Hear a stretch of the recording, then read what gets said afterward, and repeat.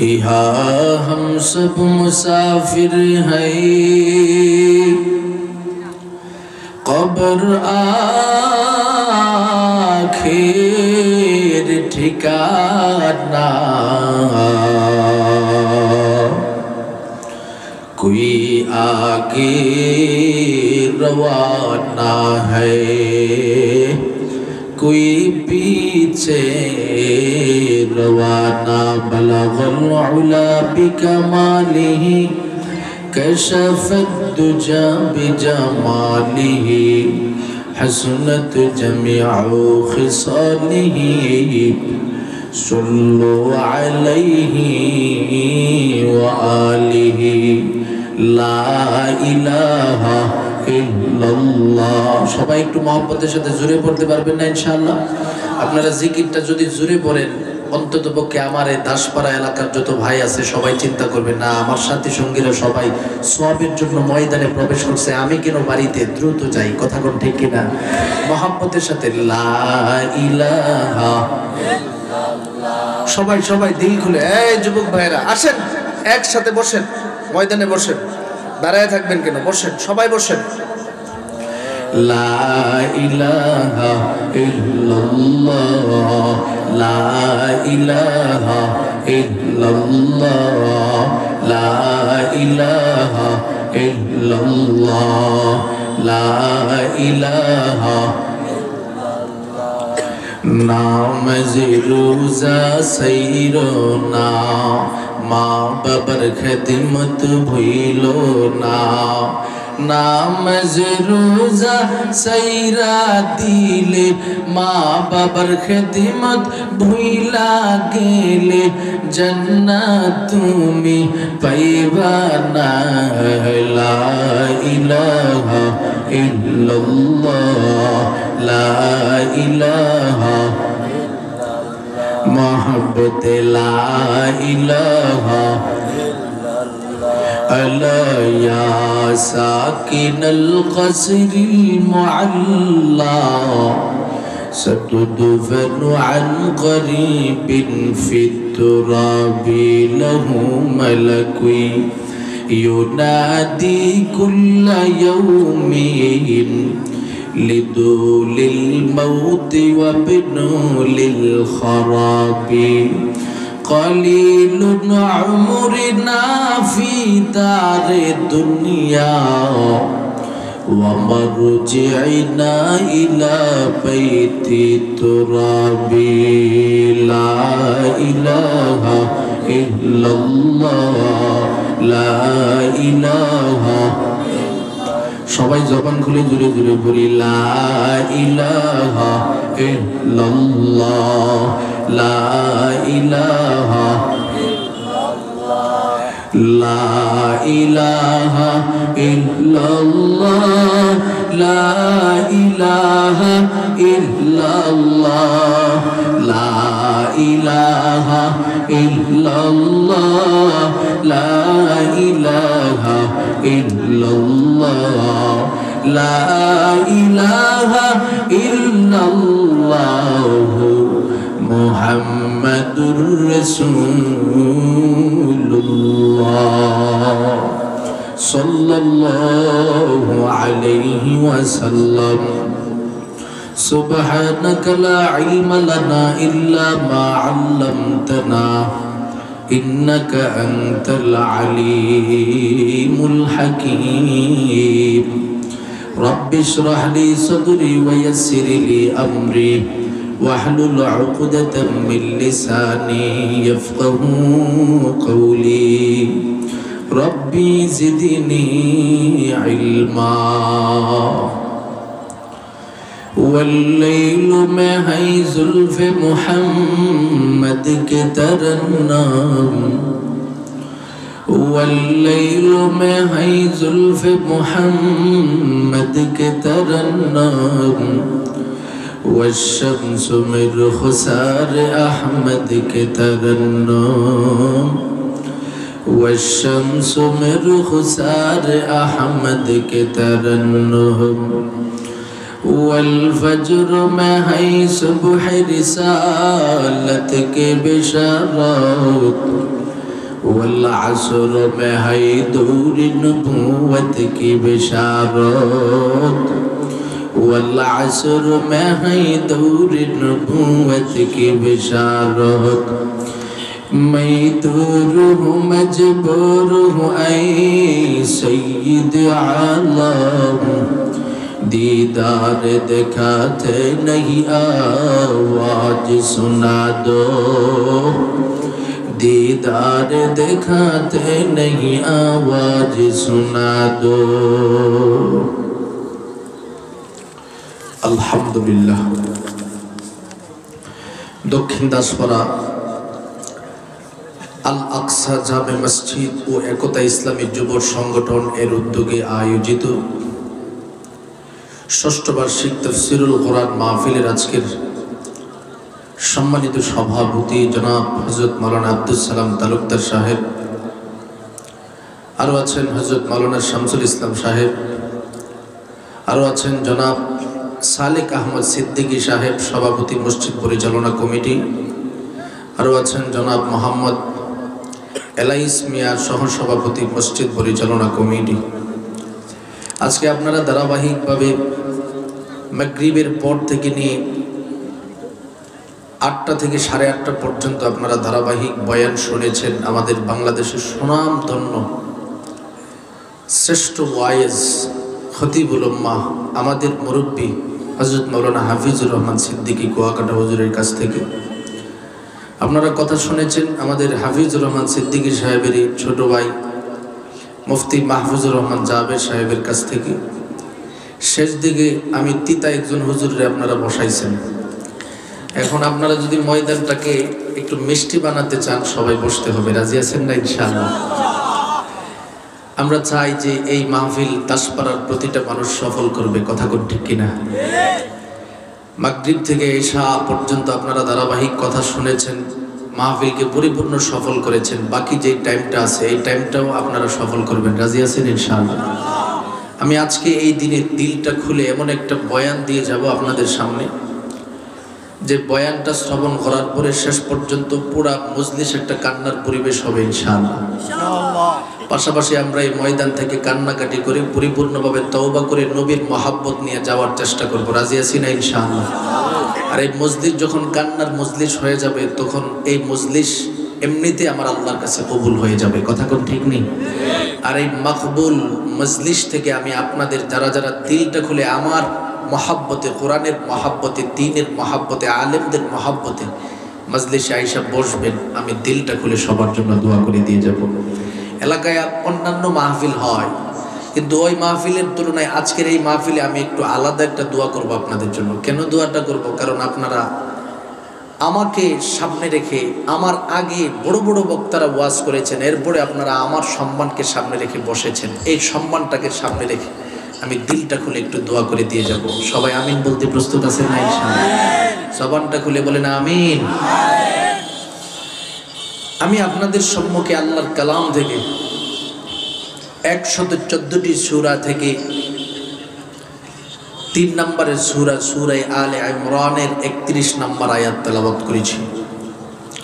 উক্ত আয়াতের সামঞ্জস্যপূর্ণ আমার নবী, রহমতে আলম নবী, দ্বীনের নবী, মায়ার নবী মুহাম্মদুর রাসূলুল্লাহ সাল্লাল্লাহু আলাইহি ওয়াসাল্লামের জবান মোবারকের অগণিত আহাদিস সমূহ থেকে একটি হাদিস পেশ করেছি।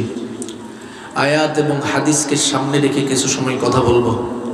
রব্বে করিম ইখলাসের সাথে আমলের নিয়তে আমাকে কথা বলার, আপনাদেরকে শ্রবণ করার তৌফিক দান করেন, সকলে বলুন আমিন।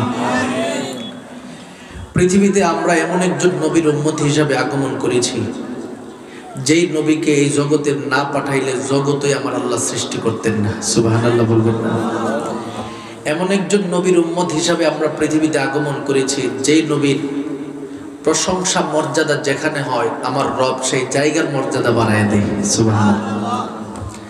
যেই মানুষ আমার নবীর প্রশংসা করে আমার মালিক তাকে প্রশংসিত বানায় দেয়, সুবহানাল্লাহ বলবেন না? যারা দিল আগ্রহের সাথে আমার নবীর প্রশংসা শুনতে থাকে আল্লাহ পাক এই মানুষগুলোকেও সম্মানিত করে দেয়, সুবহানাল্লাহ। এই যে গত 6 বছর যাবত আপনাদের এলাকার এই মাহফিলটা হচ্ছে, সূচনা লগ্ন থেকে আমি এই মাহফিলের সাথে সম্পৃক্ত। যদিও গত বছরে আমি ডেটটা দিতে পারি নাই, বাকি পুরা 5 বছরে আপনাদের এই মাহফিলে আমি উপস্থিত, আমার মাধ্যমে এই মাহফিলের সূচনা। এই এলাকার যুবক ভাইয়েরা যারা বিশেষ করে 6 বছর থেকে ধারাবাহিকভাবে এই সুন্নতের মজলিস, নবীর মহাব্বতের একটা মজলিস, নবীর ইশকের একটা মজলিস পরিপূর্ণভাবে কায়েম করেছে, আমি যতটুকু জানি প্রত্যেকটা ছেলে এখন সফলতার পথ দেখতেছে। সুবহানাল্লাহ বলে। আমি বিশেষ করে দাসপাড়ার যে যুবক ছেলেগুলো মাহফিলটা করতেছে, তাদের অনেকেই আমার চোখে যারা আগে থেকে 6 বছর আগ থেকে মাহফিলটা করতেছে, নবীর ইশক আর মহাব্বত সামনে রাখিয়া এই মাহফিলটাকে তারা সাজায়, অর্থনৈতিকভাবে তারা সর্বোচ্চ সহযোগিতা করে, জান প্রাণ দিয়ে মাহফিলটাকে সাজাই। প্রত্যেকটা ছেলে এখন সফল, আমি আমার চোখে দেখতেছি, বলেন আলহামদুলিল্লাহ। দাসপাড়ার যত ছেলেরা 6 বছর আগ থেকে মাহফিল করতেছে, অনেকে প্রবাসে চলে গেছে, প্রবাসে গিয়েও সফল, আলহামদুলিল্লাহ বলবেন না? আমার চোখে দেখা। এমনও ছেলে আছে যারা ইউরোপ কান্ট্রির জন্য অনেক মুজাহাদার চেষ্টা করেছে, আমার আল্লাহ পাক তাকেও ইউরোপ কান্ট্রির জন্য কবুল করছে, বলেন আলহামদুলিল্লাহ।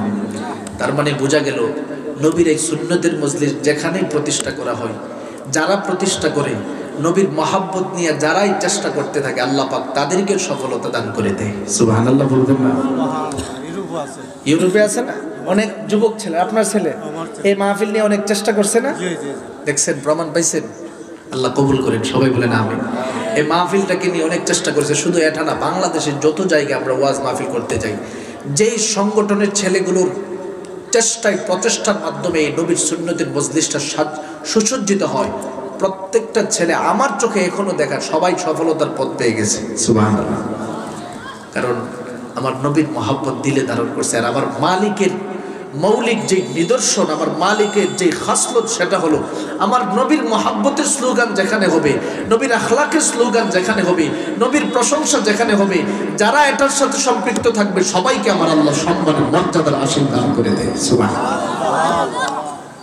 এজন্য আমি আপনাদের সম্মুখে আজকে নবীর শান মান মর্যাদাকে সামনে রেখে কথা বলে নবীর আদর্শের উপরে কিছু কথা বলবো। সবাই প্রস্তুত আছেন ইনশাআল্লাহ? আমার নবীর মান মর্যাদা কি পরিমাণে হতে পারে বান্দা দেখেন। আমার নবীকে আমার রবের পক্ষ থেকে ঘোষণা দেয়, নবী গো, আপনাকে আমি সাইয়্যিদুল আম্বিয়া হিসেবে কবুল করেছি। সুবহানাল্লাহ বলেন। সাইয়্যিদুল মুরসালিন হিসেবে কবুল করেছি। সুবহানাল্লাহ বলেন। শুধু তাই নয়, আমার নবী ঘোষণা দেয়, আনা সাইয়্যিদু ওয়ালাদি আদম, আদম সন্তানরা যারা পৃথিবীতে আগমন করবে সমস্ত সন্তানদের সর্দারের দায়িত্ব আমি নবীকে আমার রব দান করেছেন। সুবহানাল্লাহ।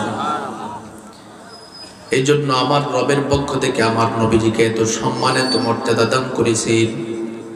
বাবা আদম নবী যখন জান্নাতের ভিতরে অবস্থান করতেছিলেন, জান্নাতের ভিতরে আমার রব ঘোষণা দেয়, ইয়া আদম উসকুন আনতা ওয়া যাওজুকাল জান্নাতা ওয়া কুলা মিনহা রাগাদান হাইসু শি'তুমা ওয়ালা তাকরাবা হাযিহিশ শাজারাতা ফাতাকুনা মিনাজ জালিমিন। আমার রবের পক্ষ থেকে ঘোষণা প্রদান করে দে, ও পয়গম্বর আদম, আমি আল্লাহ আপনাকে এই মুহূর্তে বলে দিলাম, আপনি জান্নাতের ভিতরে বসবাস করেন, আপনার বিবিও জান্নাতের ভিতরে বসবাস করবে, যা চান তা খান, যা কিছু প্রয়োজন হয় সব কিছু আপনি পূরণ করুন, তবে একটা নিষিদ্ধ গাছ সেটার কাছে যাবেন না। শেষ পর্যন্ত ইবলিস শয়তানের কুমন্ত্রণার সম্মুখীন হইয়া আদম নবী এবং বিবি দুজন মিলে সেই নিষিদ্ধ গাছের ফল ভক্ষণ করে ফেলল। আমার রবের পক্ষ থেকে ঘোষণা দিয়া দেই, ইহবিতু, এ আদম তুমি আমার জান্নাত থেকে বের হয়ে যাও, ওয়ালাকুম ফিল আরদি মুস্তাকাররুন ওয়া মাতাউন ইলা হিন। আদম রে, তোমার জন্য আমি রবের পক্ষ থেকে ঘোষণা দিয়ে দিলাম, দুনিয়াতে তোমার জায়গা আমি নির্ধারণ করেছি, সেখানে চলে যাও। আদম নবী পৃথিবীর এক প্রান্তে চলে আসলো, নিজের বিবি আর এক প্রান্তে চলে আসলো। আদম নবী এখন থেকে কান্না শুরু করে দেয়, আল্লাহ, জান্নাতের ভিতরে অপরাধ করার কারণে আপনি আমাকে যে শাস্তি দিয়েছেন রে মালিক, আপনি যদি একটু দয়ার নজরে আমার দিকে না তাকান, যাওয়ার মতো কোনো পথ নাই, যাওয়ার মতো কোনো পথ নাই। ওরে মালিক, একটু বলেন না কিভাবে আপনার কাছ থেকে আমি মাফ চাইব। মালিকের পক্ষ থেকে কোনো আওয়াজ যাই না, কোনো খবর যাই না। হঠাৎ করে আদম নবী সিদ্ধান্ত নেই, আমি যখন জান্নাতের ভিতরে ছিলাম, জান্নাতের প্রতিটা দরওয়াজায় আমি তাকাই দেখেছি আমার মালিকের নামের সাথে একটা নাম লিপিবদ্ধ করা, মুহাম্মাদুর রাসূলুল্লাহ। ওগো আল্লাহ, যেহেতু মুহাম্মদ সাল্লাল্লাহু আলাইহি ওয়াসাল্লামের নাম জান্নাতের ভিতরে লেখা, এই মানুষটাকে হয়তোবা আপনি বড় সম্মানিত করেছেন, বড় মর্যাদাবান করেছেন, যার কারণে তার নাম আপনার সাথে লিপিবদ্ধ করা। ওরে আল্লাহ, ওই ব্যক্তিটার বরকতের ওসিলা দিয়া আমি এই মুহূর্তে আপনি রবের নিকটে মাফ চাইতেছি। আমার আল্লাহর পক্ষ থেকে ঘোষণা দেয়া দেয়, এরে আদম, যেই নামের ওসিলা দিয়ে এই মুহূর্তে আমি রবের নিকটে তুমি মাফ চেয়েছো, আজকে আমি আল্লাহ পাক ঘোষণা দিয়ে দিলাম, এই নামের ওসিলা দিয়া যদি 350 বছর আগে আমি আল্লাহর কাছে তুমি মাফ চাইতা, আমি আল্লাহ পাক তোমার সমস্ত অপরাধ সমূহকে মাফ করে দিতাম। আল্লাহু আকবার বলেন, জবানটা খুলে বলেন সুবহানাল্লাহ। मस्जिद में कलमा में नमाजों में अज़ा में, मस्जिद में कलमा में नमाजों में अज़ा में, है नाम इलाही से मिला नाम मोहम्मद, है नाम इलाही से मिला नाम मोहम्मद। फरमा तो है आदम के मुझे खुल्द तुरी में, लेके हाँ हुआ तो बाब मिला नाम मोहम्मद, लेके हाँ हुआ तो बाब मिला नाम मोहम्मद। महबूब किया सल्ले अला नाम मोहम्मद, आँखों के दिया दिल के जिला नाम मोहम्मद, आँखों की दिया दिल के जिला नाम मोहम्मद। ও রাজনগর এলাকার আমার মহাব্বতের ভাই, আমার নবীর মহাব্বতের আশিকের দল, কেমন একজন নবীর উম্মত হিসেবে পৃথিবীতে আগমন করলাম, যেই নবীরে ভালোবাসি আমার মালিক জান্নাতের দরওয়াজায় আমার নবীর নাম লেখা।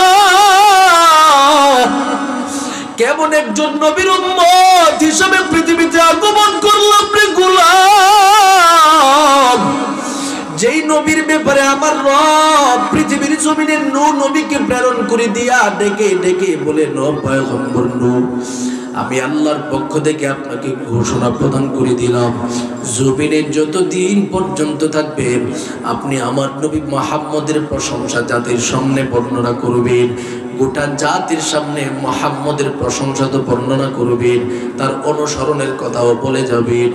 দিন কি দিন যেতে যেতে পয়গম্বর ইব্রাহিম নবীর যুগ চলে আসলো।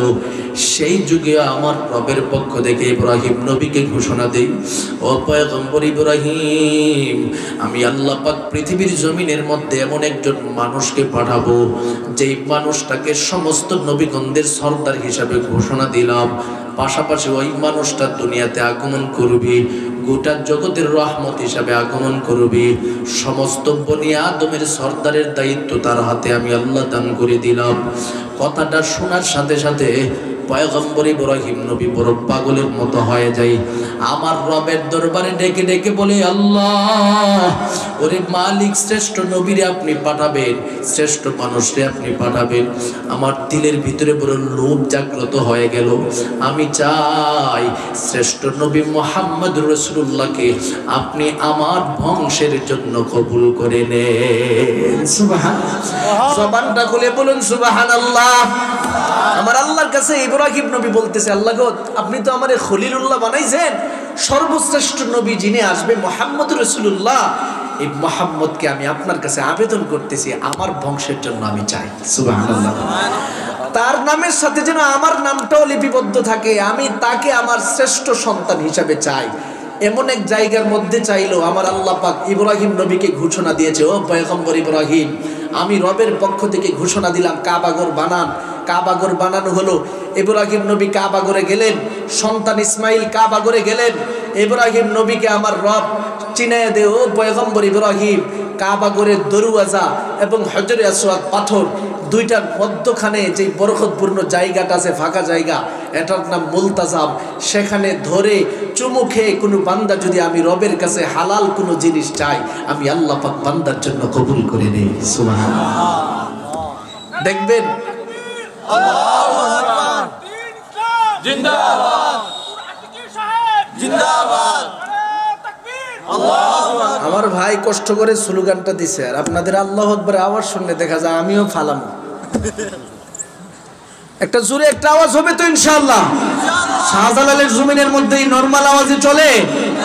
শাহজালালের এক আল্লাহু আকবারের আওয়াজের মাধ্যমে গৌর গোবিন্দের গোটা প্রাসাদ ধ্বংস হয়েছে, কথা কোন ঠিক কিনা? এই শাহজালালের জমিনে যতদিন পর্যন্ত সন্তানেরা থাকবে, শাহজালালের মতো হুঙ্কার দিবে, তাকবীর দিবে শাহজালালের মতো, জীবনও দিবে একমাত্র আল্লাহর জন্য শাহজালালের মতো, কথা কোন ঠিক কিনা?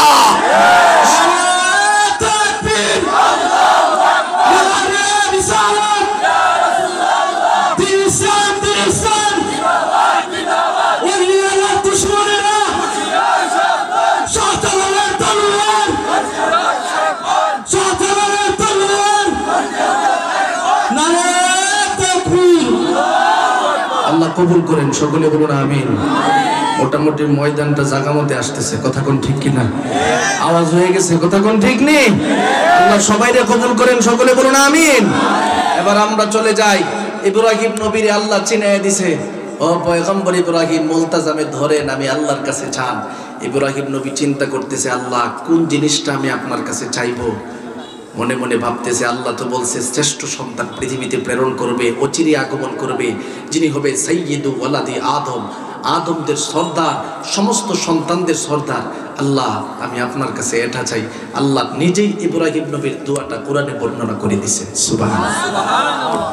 রব্বানা ওয়াবআস ফীহিম রাসূলাম মিনহুম ইয়াতলু আলাইহিম আয়াতিক ويعلمهم الكتاب والحكمة ويزكيهم إنك أنت العزيز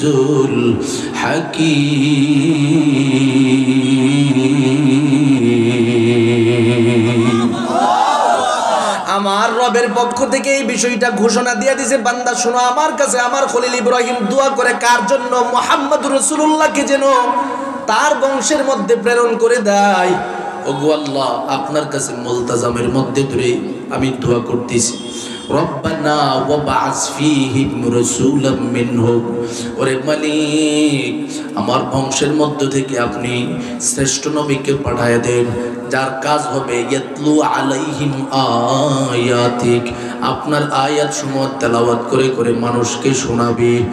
শুধু তার মধ্যেই সীমাবদ্ধ নয়, ওয়ায়ুআল্লিমুহুমুল কিতাবা ওয়াল হিকমা, আপনার কিতাব সমূহকে মানুষের সামনে শিক্ষা দিবে, হিকমত শিক্ষা দিবে।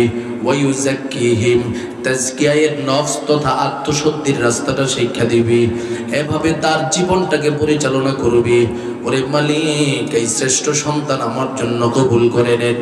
আমার আল্লাহর পক্ষ থেকে ঘোষণা দিয়ে দেওয়া পয়গম্বর খলিলুল্লাহ ইব্রাহিম, আপনার সামনে আমি রবের পক্ষ থেকে এই মুহূর্তে ঘোষণা দিয়ে দিলাম।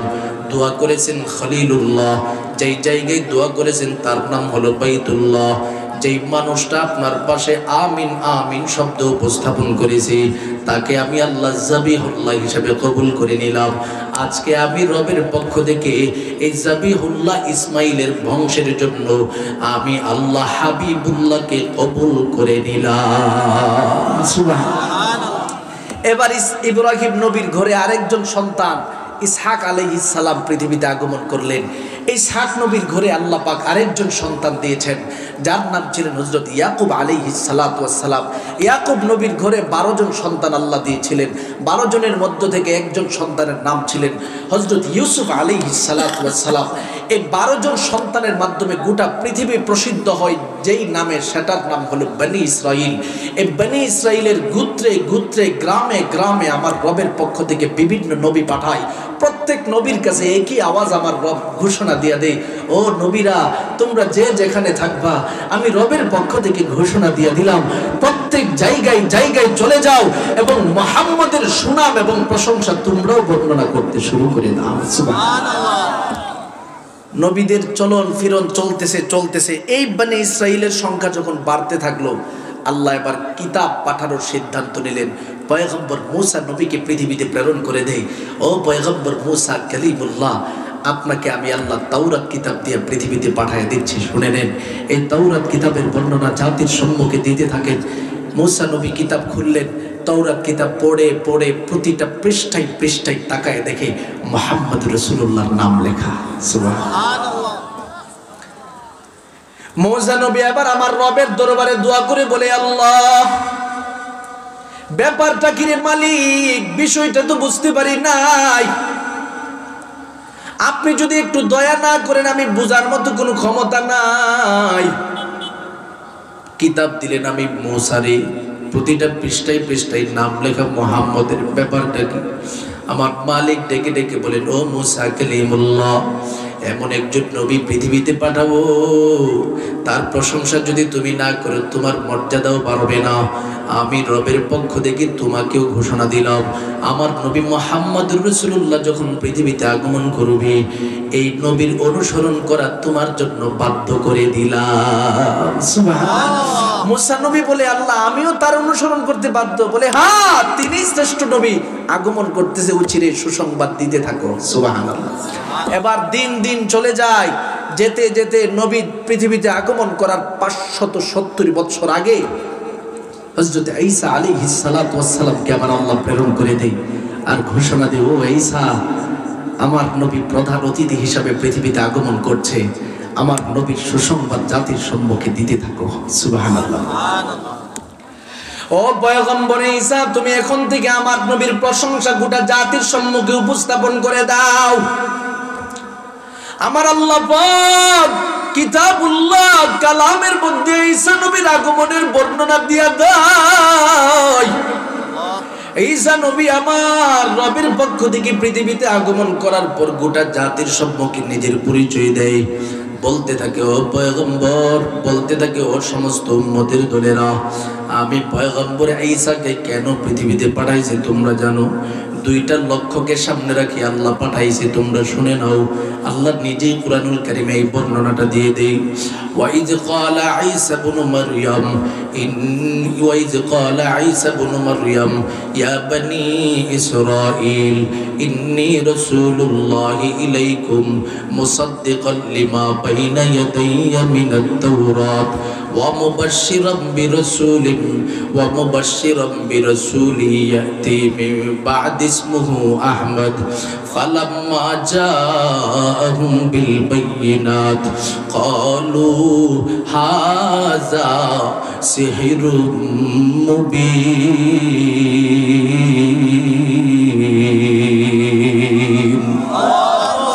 আমার রবের পক্ষ থেকে এবার ঈসা নবী পৃথিবীতে পাঠানোর যে কারণ আছে সেটা কোরআনে বলেন। ঈসা নবী আপনি আপনার পরিচয় গোটা জাতির সম্মুখে দেন। ঈসা নবী বলেন, ইন্নী রাসূলুল্লাহি ইলাইকুম, আমি তোমাদের নিকটে আল্লাহর পক্ষ থেকে রাসূল হিসেবে আগমন করলাম। আমার এক নম্বরের কাজ হলো মুসাদ্দিকান লিমা বাইনা ইয়াদাইয়া মিনাত তাওরাত, তাওরাত কিতাবের সত্যতা জাতির সম্মুখে উপস্থাপন করব। 2 নম্বরে আমাকে আমার রব পাঠাইছে, সামনে একজন প্রধান অতিথির আগমন ঘটতেছে। ওয়া মুবাশশিরাম বিরাসূলি ইয়াতি মিন বা'দি ইসমুহু আহমদ, যেই প্রধান অতিথি পৃথিবীতে আগমন করতেছে তার নাম আকাশের মধ্যে আমার মালিক আহমদ লিখে রেখেছে, জমিনে আগমন করবে তার নাম মুহাম্মদ হয়ে যাবে। এই নবী পৃথিবীতে আগমন করবে, তোমরা সবাই সাথে সাথে তার অনুসরণ করার জন্য প্রস্তুত হয়ে যাবে। সুবহানাল্লাহ। 570 বছর আগ থেকে স্বাগতম দেওয়া শুরু হয়ে গেছে। সুবহানাল্লাহ বলে আমার নবী এবার আগমন করবে, সব কিছু প্রস্তুত, জাতি আসবে, সমস্ত জাতিরা নবীর কাছে এসে সহবত প্রাপ্ত হয়ে কেউ কেউ সাহাবা একরাম হয়ে যাবে, সাহাবীদের যুগের পরবর্তী যুগ তাবি হয়ে যাবে, পরবর্তীতে নবীর আশিকে রূপান্তরিত হয়ে যাবে। আমার আল্লাহ এবার গোটা জাতির সামনে ঘোষণা দেয়, বান্দারে আমি তো মালিক, তোমাদের গোটা জাতির সমস্ত সৃষ্টির মালিক। আমি রবের সাথে তো তোমাদের সম্পর্ক করা বড় কঠিন হয়ে যাবে, আমি মালিকরে পাওয়া তোমাদের জন্য বড় কঠিন হয়ে যাবে। সহজ একটা রাস্তা আমি রবের পক্ষ থেকে তোমাদের সম্মুখে ঘোষণা দিয়ে দিলাম।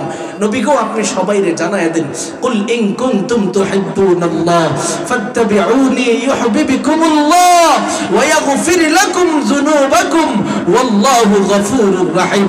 জবানটা খুলে আওয়াজ দিয়ে বলুন আল্লাহু আকবার। নবী গো, জাতির সামনে আপনি বলে দেন, তারা আমি মালিকের সাথে লাইন লাগাইতে চাই, আমি মালিকের সাথে ভালোবাসার সম্পর্ক করতে চাই। কেমনে করবে? আমি রব তাদের সম্মুখে সহজ রাস্তা বর্ণনা করে দিচ্ছি। সুবহানাল্লাহ বলে। আমি আল্লাহর সাথে যদি তোমরা ভালোবাসার সম্পর্ক করতে যাও, ও দুনিয়ার সমস্ত মানুষেরা, ইন কুনতুম তুহিব্বুনাল্লাহ ফাত্তাবিউনি, আমার নবীর অনুসরণের মাধ্যমে নিজের জীবনটাকে সাজাও। ও আল্লাহর বান্দাদের দলেরা, যখন আমার নবীর অনুসরণের মাধ্যমে দুনিয়াতে কোনো বান্দা তার জীবন সাজাইবে, আমার নবী রহমতে আলম নবীর মাধ্যমে আল্লাহ জানায় দেয়, ও আমার বান্দাদের দলেরা, ইউহিব্বুকুমুল্লাহ, আমি আল্লাহ নিজে ভালোবাসার জন্য তোমাদের প্রতিটা বাড়ি বাড়ি ঢুকে যাব। সুবহানাল্লাহ। আমি আমার নবীর সাথে তুমি লাইন লাগাইছো না, এবার আমার সাথে লাইন হয়ে গেছে। এবার তুমি আমাকে তালাশের জন্য গোটা দেশ ঘোরার প্রয়োজন নাই। আমি রব নিজে তোমার ঘরের দরওয়াজায় এসে বলবো, বান্দা কি চাও? আমি আল্লাহ তোমাকে দেওয়ার জন্য প্রস্তুত রয়েছি। সুবহানাল্লাহ। কি চাও বান্দা, বলো, আমি আল্লাহ দেওয়ার জন্য প্রস্তুত। এলাকার এমপির সাথে যদি কারো একটা সম্পর্ক ভালো থাকে, দেখবেন এমপি সাহেবরে যদি একটা ফোন দেন, এমপি সাহেব আমার বাড়িতে আপনি একটু আসতে হবে, দাওয়াত। এমপি বলবে আর লাগবে না, আমি আসবো। কথা কোন ঠিক কিনা? কারণ এমপির সাথে ভালো একটা তার সম্পর্ক আছে। মন্ত্রীর সাথে যদি ভালো সম্পর্ক থাকে, ফোনের মাধ্যমে তার সাথে কথোপকথন করা যায়, ভালোবাসার সম্পর্ক করা যায়। এরই আল্লাহর বান্দাদের দলেরা আমার মালিক ডেকে ডেকে বলে, বান্দা আমি মালিক হলাম মালিকুল মুলুক আহকামুল হাকিমিন, আমি আল্লাহ হলাম গোটা জগতের বাদশার বাদশাহ। আমি মালিকের সাথে যদি তোমার একটা সম্পর্ক হয়ে যায়, আমি আল্লাহর কাছে তুমি যা কিছু চাইবা বান্দা সব কিছু দেওয়ার জন্য প্রস্তুত। লা তাহজান, বান্দা তোমার কোনো টেনশন থাকবে না। লা তাখাফ, তোমার কোনো ভয় থাকবে না, কারণ আমি আল্লাহ পাক প্রতিটা মুহূর্তে তোমাকে দেওয়ার জন্য প্রস্তুত থাকি। ও রাজনগর দাসপাড়া এলাকার আল্লাহর মহাব্বতের বান্দাদের দলেরা, দুনিয়াতে যতদিন পর্যন্ত থাকবো, যদি আমার মালিকের সাথে আমাদের লাইনটা পরিপূর্ণভাবে লাগাতে চাই, নবীর অনুসরণের বিকল্প নাই। এবার বোঝার বিষয় হলো, নবীর অনুসরণটা আমাদের জন্য সহজ হবে কিভাবে? কিভাবে নবীর অনুসরণ আমাদের জন্য সহজ হবে? নবীর অনুসরণ সহজ হওয়ার মৌলিক পদ্ধতি আমার নবী বলেছে, তোমার মধ্যে আমি নবীর মহাব্বত যত বেশি থাকবে, তত বেশি আমার অনুসরণ করা তোমার জন্য সহজ হয়ে যাবে। সুবহানাল্লাহ।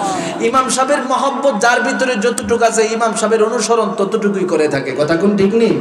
ইমাম সাহেবের মতো করে পাঞ্জাবি পরে, ইমাম সাহেবের মতো করে টুপি পরে, ইমাম সাহেবের মতো করে পাগড়ি পরে, ইমাম সাহেবের মতো করে জুতাটা পর্যন্ত পরিধান করে জিজ্ঞাসা করা হয়, মুসল্লি ভাই ইমামের মতো করে এত কিছু করেন, কারণটা কি? জবাবে বলে, হুজুর ইমামকে দিল খুলে ভালোবাসি, তাই ইমামের মতো হতে চাই। কথা কোন ঠিক কিনা? আমার নবী বলেন, তুমি যদি আমার ভালোবাসা দিলে আসে, আমি নবী যা নির্দেশ দিয়েছি সেটা মানা তোমার জন্য সহজ হয়ে যাবে। সুবহানাল্লাহ। সেটা মানা তোমার জন্য সহজ হয়ে যাবে। এই কারণে হাদিস শরীফের মধ্যে আমার নবী বলে দিন, তুমি আমার মহাব্বত যদি তোমার দিলের ভিতরে পরিপূর্ণভাবে না রাখতে পারো রে গোলাম, তোমার মধ্যে আমি নবীর সম্পর্ক বেশি না থাকার কারণে, মহাব্বত না থাকার কারণে ঈমানের পরিপূর্ণতার সম্মুখীন তুমি হতে পারবে না। قال رسول الله صلى الله عليه وسلم لا يؤمن أحدكم حتى أكون أحب إليه من والده وولده والناس أجمعين।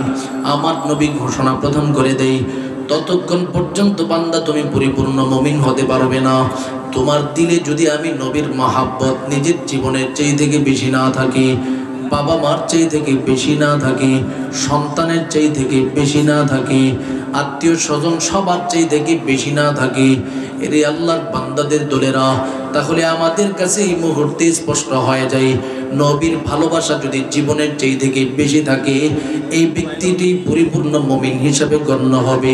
এই কারণেই তো দুনিয়ার জমিনের মধ্যে আমার নবীর মহাব্বত যাদের কলিজার মধ্যে রয়েছে, তাদের সামনে আমার নবীর বিদ্বেষ কেউ যখন অগ্রসর হয়ে যায়, আমার নবীর বিরোধী শক্তি যদি কেউ অগ্রসর হয়ে যায়, আমার নবীর বিরুদ্ধে কেউ যদি কথা বলার চেষ্টা করি, নবীর সুন্নতের বিরুদ্ধে কথা বলার চেষ্টা করি, কলিজার টুকরা নবীর বিবিদের বিরুদ্ধে যখন কেউ কথা বলার চেষ্টা করি, তাদের বিরুদ্ধে ৭+৭০ পর্যন্ত বাংলার জমিনে ঘটিত হয়ে যায়। কথা কোন ঠিক কিনা?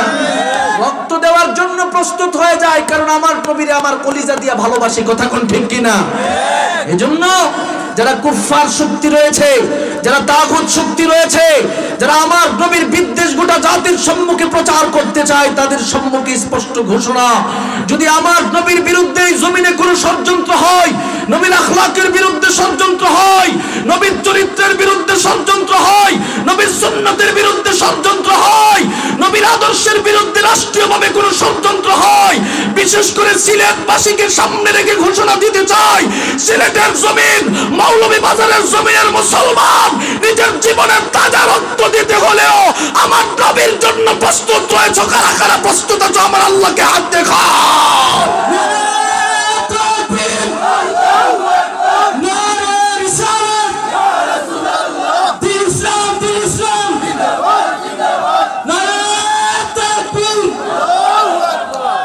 নবীর মহাব্বত দিলের ভিতরে আছে সবার?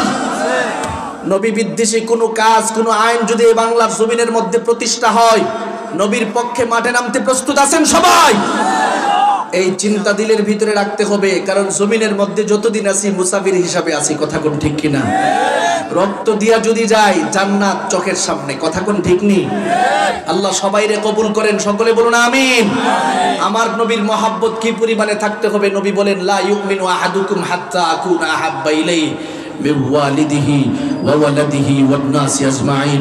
উম্মতেরা রে, দুনিয়াতে যতদিন পর্যন্ত থাকবে, জীবনের চাই থেকে আমি নবীরে তুমি ভালোবাসতে হবে, তোমার বাবা মার চাই থেকে আমি নবীরে ভালোবাসতে হবে, তোমার আত্মীয় স্বজনের চাই থেকে আমি নবীরে ভালোবাসতে হবে। এই ভালোবাসার স্লোগান যার মধ্যে থাকবে, সে আমার নবীর সুন্নত বিরোধী কখনো হতে পারে না। কথা কোন ঠিক কিনা?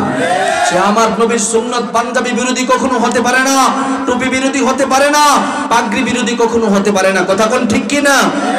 এই জন্য সবার কাছে আমার স্পষ্ট বার্তা, দুনিয়াতে যতদিন পর্যন্ত থাকবো নবীর মহাব্বত নিয়ে জমিনে থাকবো। কথা কোন ঠিক কিনা? আর